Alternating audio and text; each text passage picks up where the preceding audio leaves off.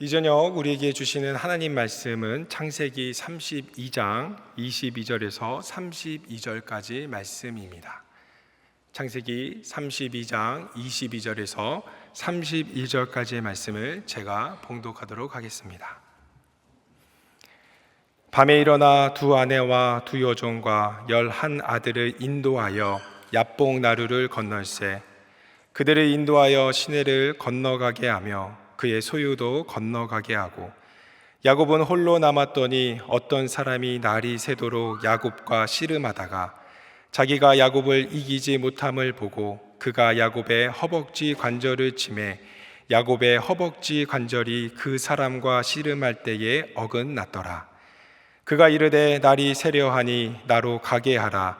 야곱이 이르되 당신이 내게 축복하지 아니하면 가게 하지 아니하겠나이다. 그 사람이 그에게 이르되 내 이름이 무엇이냐?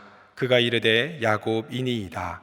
그가 이르되 내 이름을 다시는 야곱이라 부를 것이 아니요 이스라엘이라 부를 것이니 이는 내가 하나님과 및 사람들과 겨루어 이겼음이니라.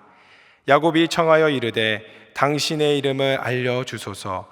그 사람이 이르되 어찌하여 내 이름을 묻느냐 하고 거기서 야곱에게 축복한지라. 그러므로 야곱이 그곳 이름을 브니엘이라 하였으니 그가 이르기를 내가 하나님과 대면하여 보았으나 내 생명이 보전되었다 함이더라. 그가 브니엘을 지날 때에 해가 돋았고 그의 허벅다리로 말미암아 절었더라. 그 사람이 야곱의 허벅지 관절에 있는 둔부의 힘줄을 쳤으므로 이스라엘 사람들이 지금까지 허벅지 관절에 있는 둔부의 힘줄을 먹지 아니하더라. 아멘.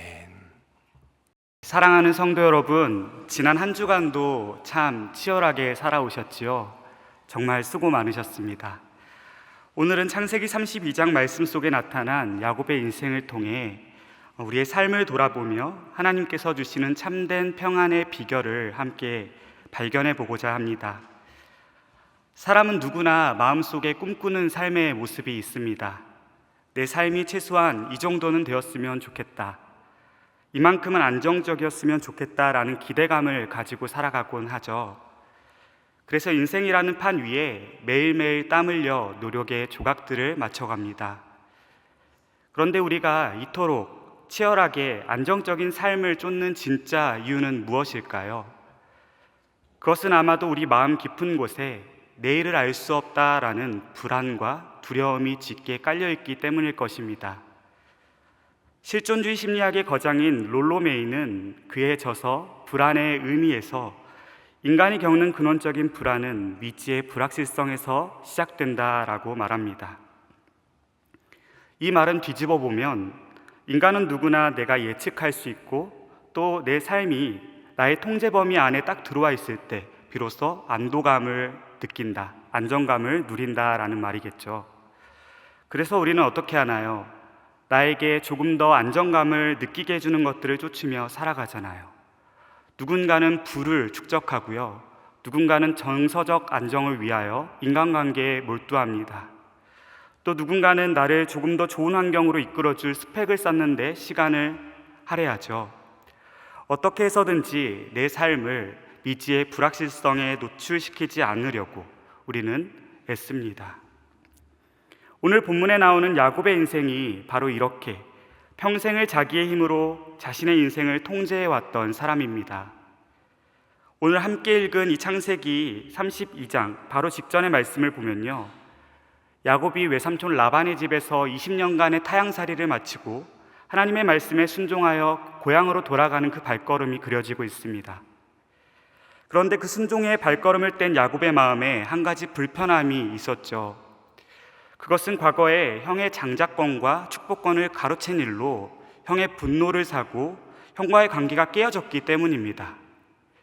여전히 그 고향 땅에는 형과의 그 깨어진 관계가 남아있었기 때문에 야곱의 마음에는 불편함이 있었던 것이죠. 벌써 20년이라는 세월이 지났는데 형은 과연 나를 용서했을까? 혹시라도 여전히 나를 해하려는 그 마음이 그곳에 남아있으면 어떻게 해야 할까?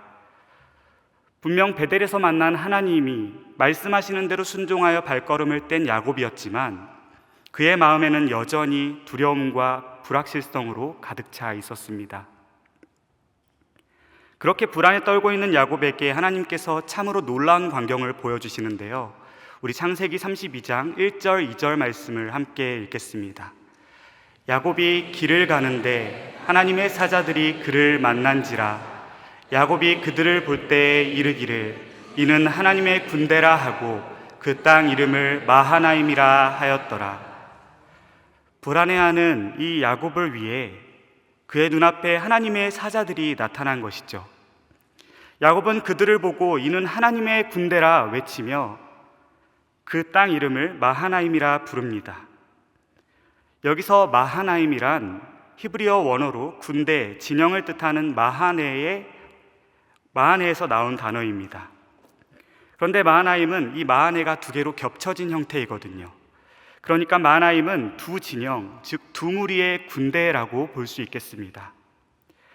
하나님께서는 왜 하필 야곱에게 하나도 아니고 세 개도 네 개도 아닌 두 무리의 군대, 두 진영을 보여주셨던 것일까요? 왜냐하면 야곱이 속이는 인생을 살아왔기 때문입니다. 항상 그가 머무는 곳에는 다툼이 있었거든요. 뒤에서는 외삼촌 라반이 잡으러 올지 모른다는 생각에 불안해하고, 또 앞에서는 갈등을 겪었던 형 에서가 버티고 서 있으니 섬세하신 하나님께서는 이 하늘의 군대를 두 때로 나누어 야곱의 앞뒤를 철통같이 호위하고 계신다라는 약속을 그에게 보여주셨던 겁니다. 야곱아, 걱정하지 마라. 너의 앞길은 내가 보호하고 인도한다. 이 하나님의 군대 마하나임을 보여주시면서 그에게 평안을 허락하신 것입니다. 여러분, 이 놀라운 마하나임의 은혜를 직접 눈으로 보았다면 이제 어떻게 반응해야 정상일까요? 아, 하나님께서 내 인생을 책임져 주시는구나, 하나님께서 내 인생 가운데 일하시는구나 하며 두려움을 내려놓고 평안하게 나아가야 하지 않을까요? 그런데 이어지는 이 야곱의 행동이 참 기가 막힙니다. 형 에서가 400명의 장정들을 데리고 자신에게 다가오고 있다는 소식을 듣고 야곱이 패닉에 빠지거든요. 성경에서 기록하기로 야곱이 그를 만나러 오고 있다라고 하는데요. 사실 이 400명의 장정들이 자신을 맞으러 오는지 치러 오는지는 알 수 없는 확실한 상황이 아니었습니다. 그런데 자신이 과거에 뿌린 이 과오의 씨앗이 있기 때문에 지레 야곱이 겁을 먹은 거예요. 두려움에 사로잡힌 겁니다. 그리고 두렵고 답답한 상황 속에서 이 야곱이 내린 결단이 무엇이었습니까? 우리 창세기 32장 7절 말씀을 함께 읽겠습니다. 야곱이 심히 두렵고 답답하여 자기와 함께한 동행자와 양과 소와 낙타를 두 떼로 나누고, 야곱은 그 두려움 앞에서 자기가 가진 소유를 두 떼로 나눕니다. 혹시나 형이 앞에서 한 떼를 치면 나머지 한 떼를 가지고 도망치려는 그의 치밀한 계산이 담겨 있었던 것이죠. 그런데 여기서 야곱이 자기 소유를 깨어 만든 이 동물의 두 떼를 원어로 살펴보면 참으로 놀랍습니다. 왜냐하면 그 단어가 마하노트이거든요. 마하나임과 똑같은 어원 마하네에서 시작된 단어입니다. 성경은 지금 아주 의도적으로 야곱의 불신앙을 우리에게 보여주고 있는 거예요.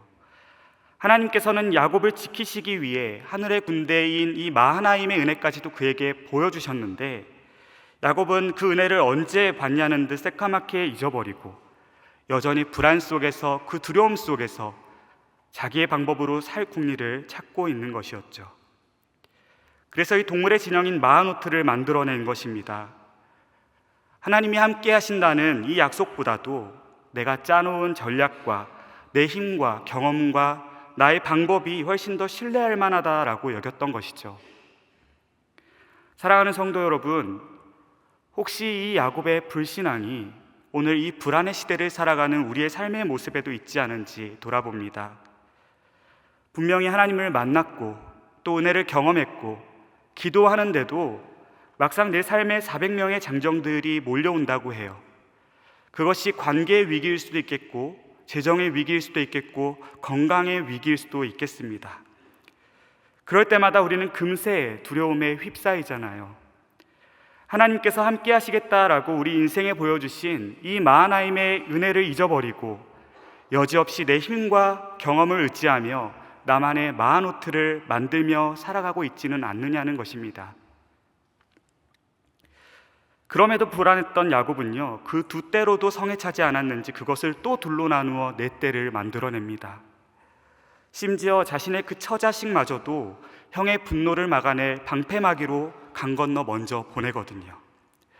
어떻게든 이 상황을 통제해보려고 안간힘을 쓰는 겁니다.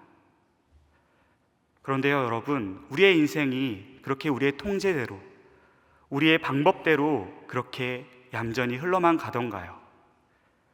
아무리 많은 떼를 나누고 또 수많은 보험을 들어 놓아도 결코 우리 안에는 참된 평안이 깃들지 않습니다.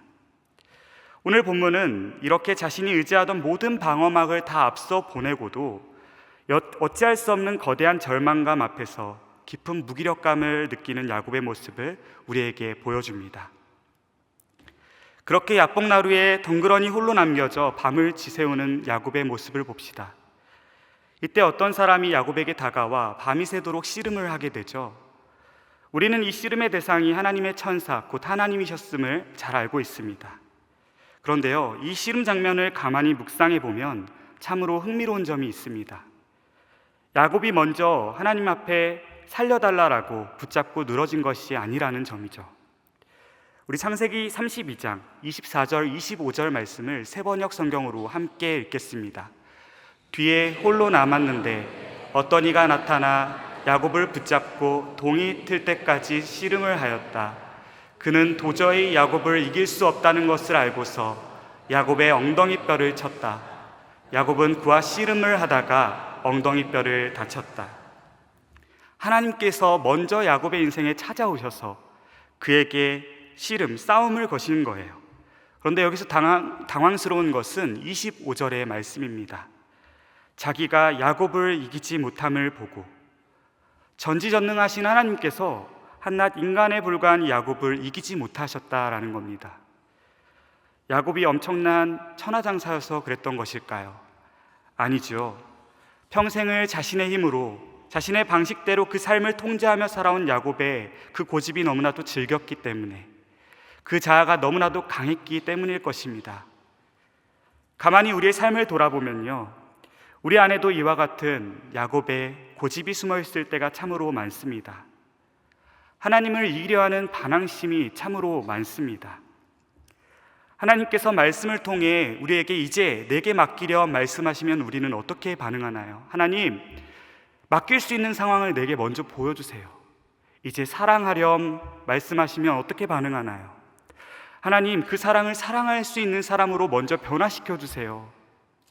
내게 순종하라 말씀하실 때 우리는 어떻게 반응하나요?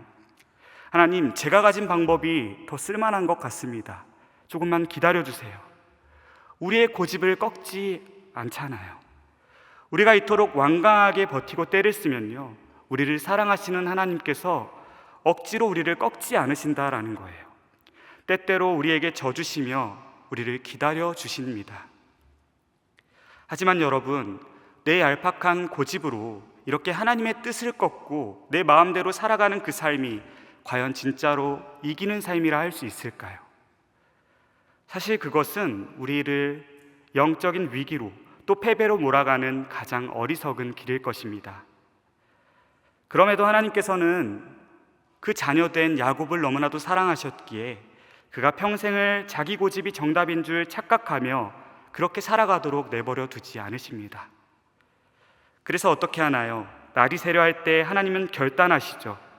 야곱의 가장 중요한 부위, 오늘 개역 개정에서는 허벅지 관절이라 번역하고 있는데 그곳을 치시는 겁니다. 여기서 허벅지 관절은 히브리어 원어로 야레크입니다. 우리말로는 허벅지 관절, 넓적다리, 엉덩이뼈, 허리라고 번역하는데요. 그런데 이 부위가 고대 근동 사람들에게 있어서는 단순한 신체적 부위가 아니었다라는 것이죠. 그들의 삶에서는 인간이 두 다리로 굳게 서고 왕성하게 활동할 수 있도록 지탱해주는 인생의 기초이자 삶의 중심으로 여겨지던 것이 이 야레크였습니다. 야곱에게 있어서는 위기가 생길 때마다 언제든지 자신의 힘으로 도망칠 수 있는 마지막 기동력이 되었겠죠. 그러니까 하나님께서는 여전히 아직 내 힘으로 해볼 수 있어 라고 생각하며 시간을 끌고 있던 이 야곱의 마지막 교만을 완전히 부러뜨리신 것입니다. 그리고 마지막으로 붙잡고 있던 이 허벅지 관절 야레크가 어긋나는 그 순간 야곱은 어떻게 하나요? 비로소 깨닫게 됩니다. 지금까지 자신이 쥐고 있던 이 힘과 삶의 통제력이 하나님 앞에서 얼마나 부질없는 것이었는지를 처절히 깨닫게 됩니다. 힘의 균형이 야곱에게서부터 하나님께로 넘어오는 순간이었습니다. 더 이상 두 발로 그곳에 온전히 설 수조차 없게 된 그 절망의 바닥에서, 그 부러진 자리에서 야곱은 처음으로 하나님께 맹렬히 매달립니다. 우리 본문 26절의 말씀을 함께 읽겠습니다. 그가 이르되 날이 새려하니 나로 가게 하라. 야곱이 이르되 당신이 내게 축복하지 아니하면 가게 하지 아니하겠나이다. 아멘. 이 모습은 과거의 야곱처럼 계산하려 드는 그런 모습이 아니었습니다. 내 힘으로는 이제 단 한 발자국도 나갈 수 없습니다.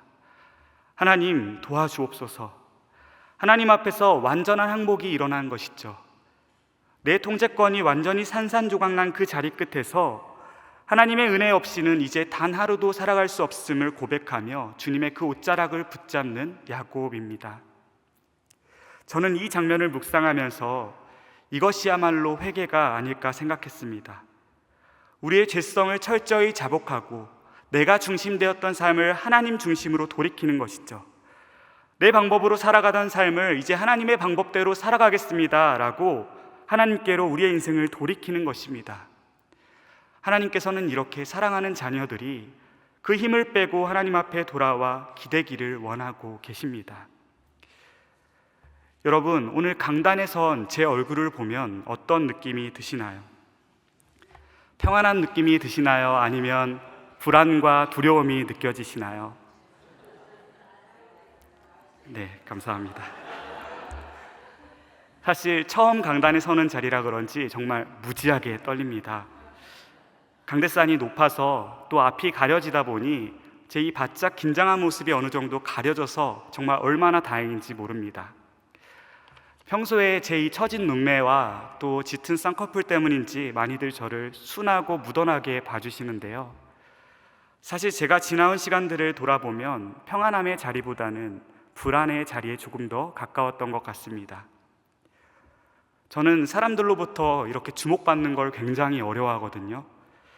무언가 완전히 준비되지 않은 상태에서는 말이 잘 안 나옵니다. 심지어 열심히 준비해도 실수를 하거나 제가 통제하고 예상했던 그 범위를 벗어난 상황이 일어나면요, 머리가 새하얘지면서 그대로 멈춰버립니다. 고장이 나는 거죠. 요즘 표현으로 말하면 뚝딱거린다라고 할 수 있겠습니다. 어떻게 보면 설교자로 이 강단에 오르는 것이 참 어울리지 않는 기질, 그런 성향일지도 모르겠습니다. 그래서 제가 실수하는 모습이 너무나도 싫었습니다.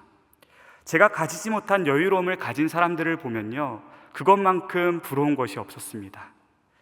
내게 없는 것들을 빨리 채워야 한다라는 그 부담감은 저를 항상 조급하게 만들었고, 그게 노력처럼 되지 않을 때는 한없이 무너질 때도 참 많았습니다. 그러다가 결국에 어느 날 몸과 마음의 과부하가 어버리고 만 것이죠.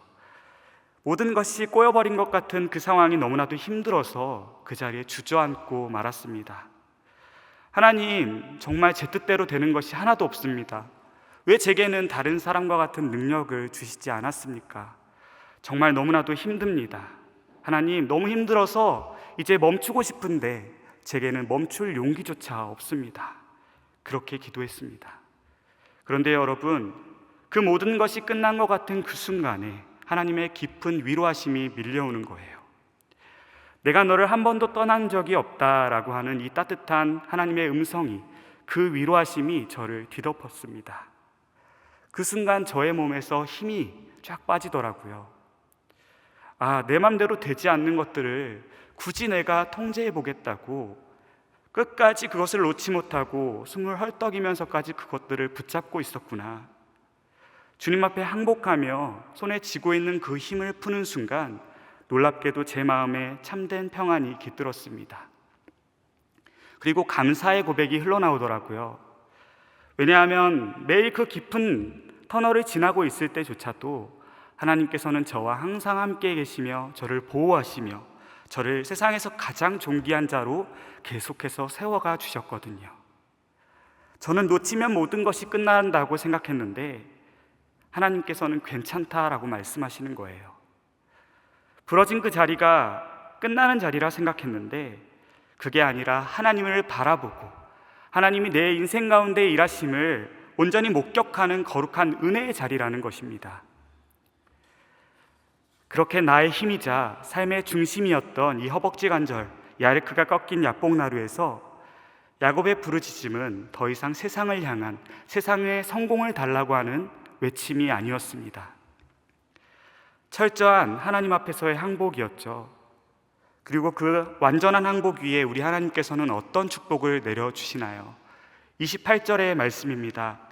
내 이름을 다시는 야곱이라 부를 것이 아니요 이스라엘이라 부를 것이니. 아멘. 여러분, 이름이 바뀐다는 것은 어떤 의미인가요? 이름이 바뀐다라는 것은 그의 전 존재가 바뀌었다라는 뜻입니다. 평생을 남의 발 뒤꿈치를 잡으며 속이는 자의 인생을 살아왔던 야곱이었는데 이제는 하나님께서 다스리신다, 하나님께서 통치하신다는 그 이스라엘의 인생으로 하나님께서 거듭나게 하신 것이죠. 그리고 훗날 이 이스라엘이라는 이름은 어떻게 되나요? 아브라함과 이삭을 잇는 언약의 백성이 되어 12지파를 이루고 또 민족을 이룹니다.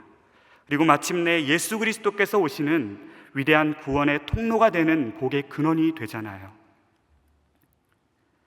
그렇게 새로 부여받은 이름으로 이제 하나님의 통치하심을 받게 된 이 야곱의 삶에는 어떤 변화가 일어나나요? 우리 창세기 33장 2절 3절 말씀을 함께 읽겠습니다. 여종들과 그들의 자식들은 앞에 두고 레아와 그의 자식들은 다음에 두고 라헬과 요셉은 뒤에 두고 자기는 그들 앞에서 나아가되 몸을 7번 땅에 굽히며 그의 형 에서에게 가까이 가니. 어제 밤까지만 하더라도 가족들을 형의 분노를 막아낼 방패막이로 삼던 그런 야곱이었는데요, 그가 이제는 그 절뚝이는 다리로 가족들 가장 앞에 가장 선봉에 서서 당당히 나아갑니다. 비록 육신의 힘은 꺾였지만 더 이상 내가 내 삶을 위해 애쓰지 않아도 하나님께서 내 삶을 다스리신다, 하나님이 나를 지키신다라고 하는 믿음이 야곱에게 있었던 것이죠. 그렇기에 야곱은 담대히 나아갈 수 있었던 것입니다. 역설적이게도 환도뼈가 부러진 그 자리가 야곱을 진짜 자유인으로 만들어 주었습니다. 저는 이렇게 참된 자유와 평안을 얻게 된 야곱의 그 모습 속에서 매 주일 만나는 우리 소망부 성도님들의 모습을 봅니다. 세상의 잣대로 보면 이분들의 삶의 자리가 어딘가 가로막히고 또 연약함의 자리일지도 모르겠습니다. 하지만 여러분, 이들의 그 예배 드리는 모습을 보면요, 전혀 다른 은혜를 누리게 되거든요. 하나님 앞에서 결코 숨지 않는 어떠한 계산이나 조건 없이 있는 그대로 사랑하는 그들의 모습을 보면 모든 편견이 깨어집니다. 자신이 가진 모든 몸짓과 모든 감정으로 하나님을 찬양하고 예배하는 이들의 삶의 모습을 보면 이것이야말로 하나님께서 가장 기뻐 받으시는 모습이 아닐까 생각하게 됩니다. 감히 고백하자면 하나님께 그 자신의 인생을 온전히 내어 맡긴 이 성도들의 삶이야말로 완전한 예배자의 삶이요 참 평안을 누리는 자유인일 것입니다. 오늘 본문에서 이렇게 자신의 인생을 하나님 앞에 온전히 내어 맡기고 하나님의 그 축복을 간구하는 야곱의 인생에 하나님께서 또 다른 은혜를 베풀어 주십니다. 본문 30절 31절 말씀을 보면요, 야곱이 밤이 새도록 자신과 씨름했던 그 상대가 하나님이었음을 깨닫고 그곳 이름을 브니엘, 하나님의 얼굴이라 이름 짓습니다. 그런데 그 야곱이 브니엘을 지날 때에 아침해가 돋았고라고 성경은 기록합니다. 여기서 아침해가 돋았고라는 표현은 히브리어 원어로 와이자라흐 로 샤메시입니다. 그런데 이 중간에 사용된 전치사 로를 주목해 보면요, 이 로는 누구에게 누구누구를 위하여라는 뜻을 가지고 있거든요. 그러니까 이것은 단순히 자연적으로 밤이 지고 아침이 밝아왔다라는 뜻이 아니죠. 인생의 주도권을 주님께 내어 맡기며 믿음의 걸음을 걷기로 결단하는 야곱을 위하여, 오직 그를 위하여 특별히 하나님의 그 찬란한 새벽빛이 그를 비추었다라는 의미입니다. 밤이 새도록 이어진 씨름을 마치고 저 강가 너머로 찬란하게 떠오르는 태양을 바라보는 야곱의 심정이 어떤 마음이었을까요? 자신이 지나온 이 치열하게 살아온 모든 인생이 지나가지 않았을까요? 그 따뜻한 위로하심 앞에서 뜨거운 눈물을 흘리지 않았을까요? 바라기는 나의 힘이 꺾인 그 부러진 자리 끝에서 역사하시는 이 주님의 놀라운 은혜와 사랑이 오늘 이곳에 모인 모든 성도님들의 삶 가운데 임하기를 소망합니다. 오직 여러분 한 분 한 분을 위하여 이 찬란한 새벽빛을 비추이시는 우리 하나님의 섬세한 위로하심이 우리와 함께 하실 줄로 믿습니다. 우리 이 시간 이렇게 서로를 격려했으면 좋겠습니다. 좌우 앞뒤에 계신 분들을 바라보시면서 이렇게 격려합시다. 우리 힘을 빼고 하나님 앞에 맡겨드립시다. 함께 격려해 봅시다. 하나님께 맡겨드립시다. 아멘. 네, 이와 같은 하나님의 약속을 믿으며 나아갈 때 오늘도 우리와 함께 하시는 하나님께서 하나님의 방법대로 우리를 가장 안전한 곳 베델로 인도해 가실 줄로 믿습니다. 이번 한 주간도 주님의 이 놀라운 은혜를 기억하며 하나님의 통치하심 가운데 온전히 거하는 저와 여러분의 복된 삶이 되기를 축원합니다. 함께 기도하겠습니다. 하나님 아버지, 내 힘으로 내 인생을 어떻게든 통제하려 했던 야곱의 고집과 그 불안이 바로 이 시대를 살아가는 우리의 모습이었음을 고백합니다. 이제 우리의 얄팍한 고집을 꺾고 주님 앞에 내 삶의 모든 주도권을 온전히 내어놓습니다. 나의 힘이 꺾인 그 부러진 자리 끝에서 우리를 넉넉히 안아주시고 다스리시는 주님의 참된 평안을 누리게 하옵소서. 우리의 애씀이 멈춘 바로 그곳에서 우리 각 사람을 위해 찬란하게 비추시는 그 브니엘의 아침을 맞이하는 은혜 있게 하시고 주님의 약속만 의지하며 당당히 세상을 향해 나아가는 우리 모든 하나님의 자녀들 되도록 인도하여 주옵소서. 감사드리오며 우리의 도움이자 참 소망 되시는 예수 그리스도의 이름으로 기도드립니다. 아멘.